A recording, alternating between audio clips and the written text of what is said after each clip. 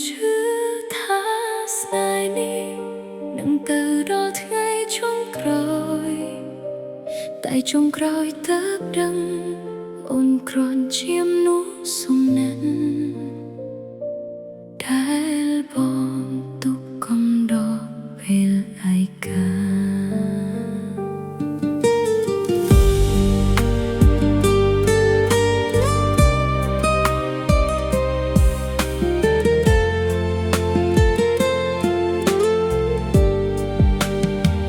បងនិយាយថាស្រឡាញ់រាល់ថ្ងៃមិនដែលខានអូនជឿពាក្យទាំងអស់ដោយគ្មានការសង្ស័យឡើយអូនលះបង់គ្រប់យ៉ាងដើម្បីថែរក្សាចិត្តបងតែបេះដូងដែលអូនផ្ដល់បងបែរយកទៅចែកគេគ្រប់គ្នាពេលអូនទូសាប់បងថាវល់ជានិញតែពេលក្រោយអូនបានឃើញបងកំពុងនៅក្បែរអ្នកផ្សេងស្នាមញញឹមដែលអូនធ្លាប់ស្រឡាញ់មិនមែនសម្រាប់អូនម្នាក់ទើបដឹងថាបេះដូងបងមានទ្វារច្រើនជាងអូនគិតអូនត្រឹមមនុស្សកំបោរ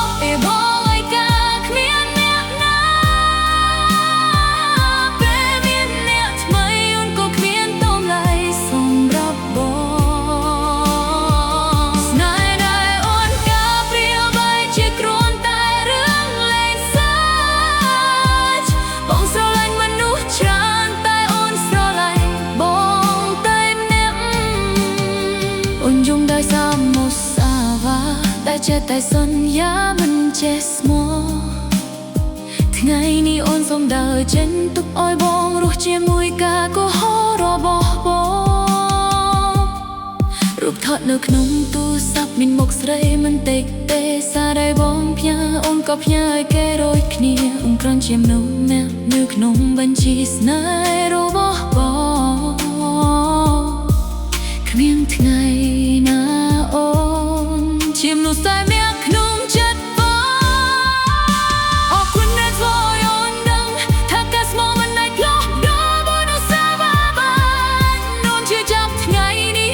តែប្រសើរជាងរស់នៅក្នុងការបោកប្រាស់ថ្ងៃក្រោយបងនឹកអូនសូមនឹកថាបងជាអ្នកបោះពុំមនុស្សដែលស្រឡាញ់បងអស់ពីចិត្តអូនត្រឹមមនុស្សកងដរមិនមែនជាមនុស្សដែលបងស្រឡាញ់